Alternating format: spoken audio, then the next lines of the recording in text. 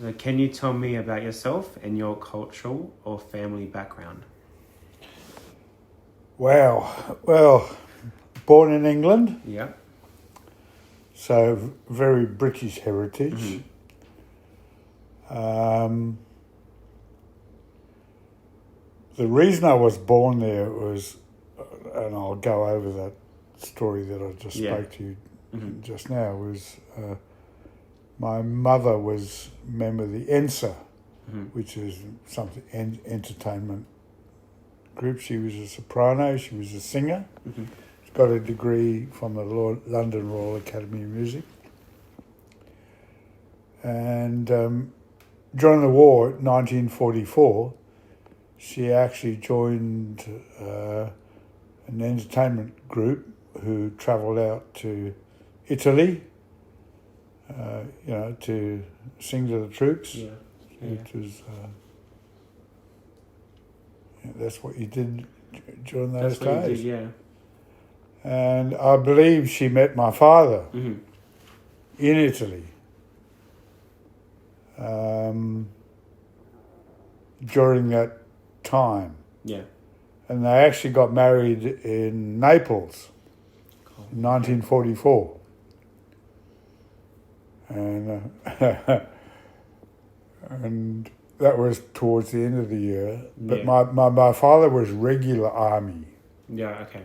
So he wasn't a conscript or anything like that. So he was there for the duration. And I was born in October 1945. And my dad was still a member of the army, and we actually, after I was born, we moved to Germany. We lived in Germany for 3 years because he was a member of the occupation forces. And my mum, being a soprano and being a quite well-known singer, actually used to sing on Armed Forces Radio back in the day. And the only things I remember much about that was my dad had one of the first VWs ever built, which was in 1940, just after the war. Yeah. And we were there till about 1950, I think. And he then got demobbed. My mum had obviously finished her tour of, with the troops. And he was demobbed, and in retrospect, I think it was like he was demobbed with about 2 million other soldiers. Okay. So I was a result of the baby boomers, okay? 2 million soldiers coming home. Yeah. They want some companionship. Okay. So, and then of course at that stage it was pretty hard to find a job because it's only 2 million people on the employment market. Yeah. It just doesn't happen. And he had this offer to move to Rhodesia, or Southern Rhodesia it was at the time, and to become a tobacco farmer. Cool. So he landed at Biro. We were still living in the UK with my grandmother and grandfather and my mother. And he actually drove tractors from Biro, which is in Mozambique, to Salisbury at the time, which took him about 3 weeks, I think, driving a tractor from the docks to the main city, and then we went out. We travelled out. I was about I was 7 at that time. My sister was about 3. On one of the local steamers, I can't even remember the name. It was Pendennis Castle, I think. Yeah, we moved to Rhodesia at the time, and he took up a job as a manager of a tobacco farm. That's cool. Yeah. So Yeah. it was, but it was wonderful because it was right out in the bush. Yeah.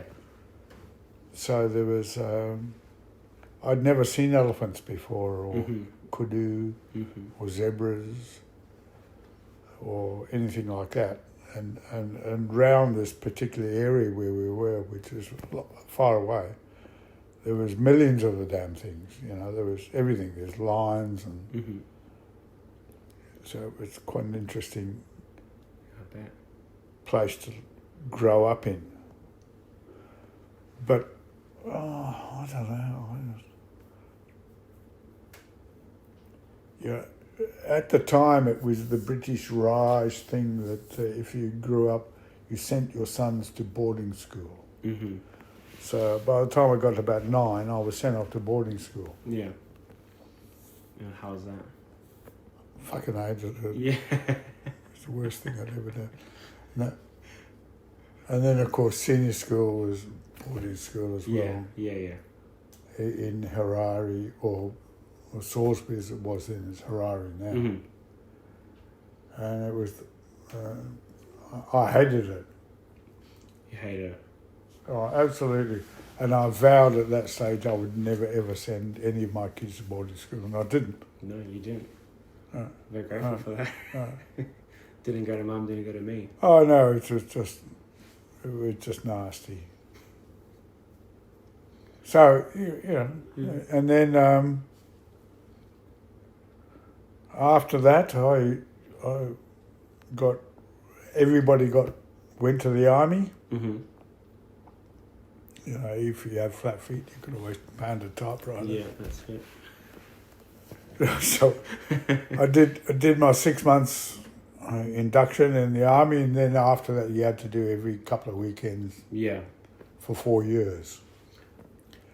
But about 2 years into that, I got a job with a construction company, Frankie Pile, Mm-hmm. which did foundation engineering, and I spent a lot of time in Zambia and in Malawi and in the Congo. Mm-hmm. On construction sites. Everywhere. Yeah. And then I thought, oh, well, this is enough. And I went to the UK during the middle 60s. So landed in about 1966, I think I arrived in Southampton. Mm-hmm. I took a boat from Cape Town to Southampton. And this was the sort of middle of the, I don't know, London was a fantastic place. It was, I don't know if you know Earl's Court at all, but it was a place where everybody, in those days, it was where all the Australians, Yeah. the New Zealanders, all the expatriates from all over the world went. Mm-hmm.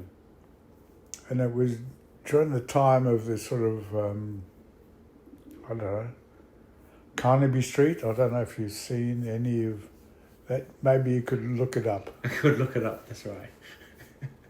Where young people actually, I don't know, what's the word? Escape from their parents' Yeah, okay. control. Yeah. And it was all free love and, Mm-hmm. Yeah, I know a few places like that. Yeah. you know, lots of hair and bell-bottom jeans and you know, ban the bomb T-shirts and all that sort of stuff. So it was quite an exciting time to grow up in. Yeah. And that's where I met my wife Yeah. in London. I was a barman, Cool. feeding this girl a few drinks and saying, "Wonder a good thing here." Yeah. That is so funny. Yeah, and we got married. We got engaged in a German beer pub. Cool. That is so cool. Yeah, and we married in London. Went back to Zimbabwe, Yeah. or Rhodesia it was at the time. I got called up for the war again. Mm-hmm. Spent a few months out in the bush. Well, not very pleasant. But anyway, then the bullets started flying, and Margaret got pregnant, my wife. Yes. And we decided this is not a good place So is that to bring up her children. And fortunately, she was Australian. Yes, so you could. So, it's easy to get here. We flew out in a 707, Boeing 707, and she was pregnant at the time, which was Martin. Yep. And got to Sydney, arrived in Sydney in 1970. Never ever regretted coming to Australia. This has been a fantastic country for me. Absolutely wonderful country. I'm glad. So do you think, I'll go on to my next question if that's alright. So could you share a story that has stayed with you? And what was it about? Or if you'd like to talk about who in your life shared stories orally? My mum died when I was 12 Mm-hmm. In a car accident. My dad died when I was 15. So, and because I was at boarding school, never really got to know them, which is what the biggest regret of my life. Yeah. The biggest story that I ever came across was, well, it's not a big story. It's a sad thing. When I went to boarding school, I got to. I became good friends with a bloke by the name of James, and we actually went into the army together. We were in the same cadre, but he found army life wonderful. He thought it was absolutely fantastic. And at the time there was a civil war going on in the Congo. Katanga was trying to succeed from the Congo and create their own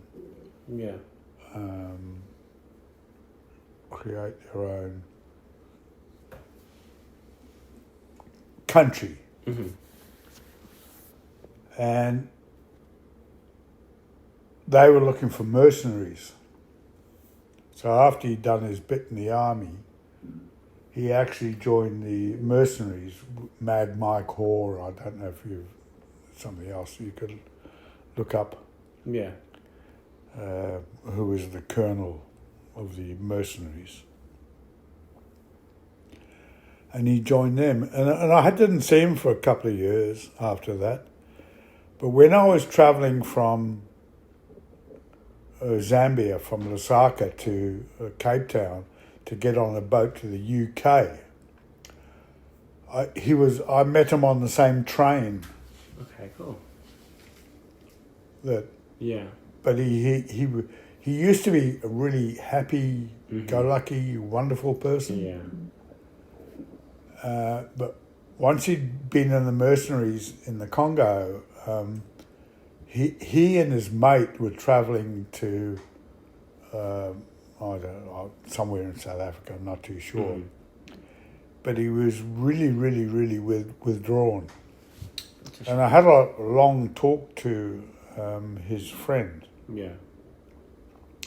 who said that they were one of a group of soldiers, about 6 or 7, in Katanga, that came across a massacre of nuns in, I can't remember, 1960, 25 nuns. Everyone had been raped, everyone had been mutilated, had their breast cut off. It's devastating.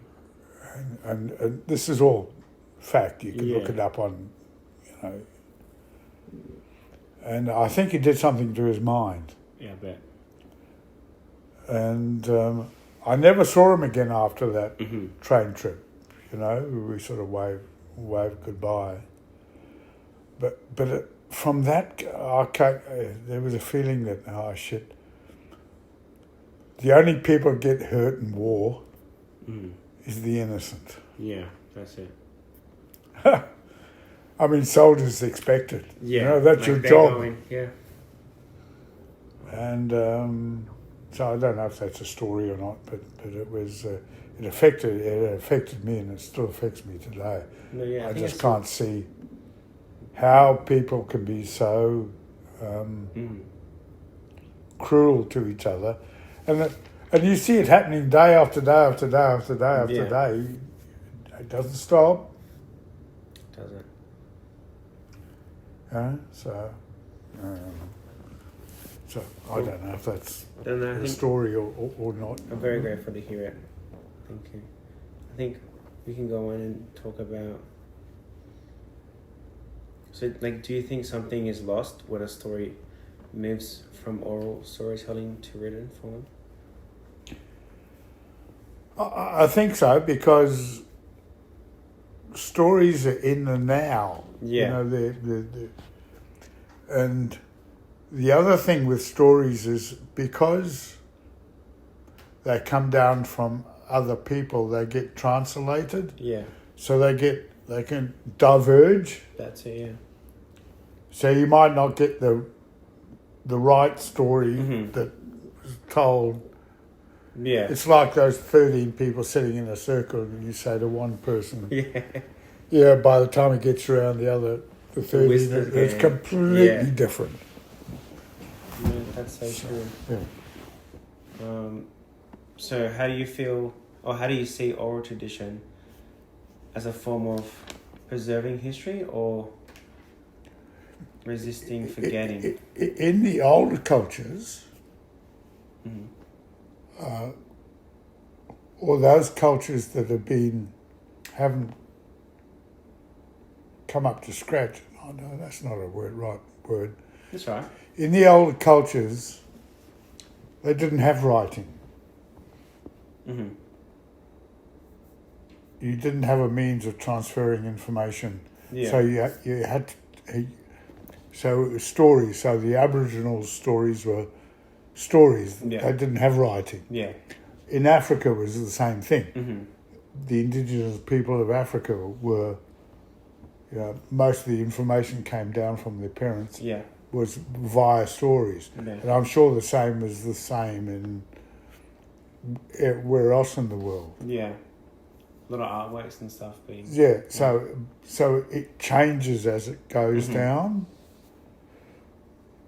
So I don't know that the information that comes down is actually valid or not anymore. Yeah. So do you think oral tradition is still important today? No, I don't really think so. You don't think so? I think that oral tradition translated into written information Yeah. is more important Yeah. because it's fixed. Mm-hmm. It can't be. You can't change it. Yeah. Yeah. I get that. So what advice would you give to someone who wants to learn or preserve stories from their own heritage or family? Pretty loaded question. Write it down. Write it down. Yeah. Absolutely. Yeah. Or record it, Mm-hmm. No, I think it's fair. and then So you have a clear preference between you'd rather visualize and see the story rather like read it than like hear it? yes, Yes. because even reading something gives you lots of Mhm. imagination as to. Mm-hmm. Do you have are there some things where you wish you were told orally over writing?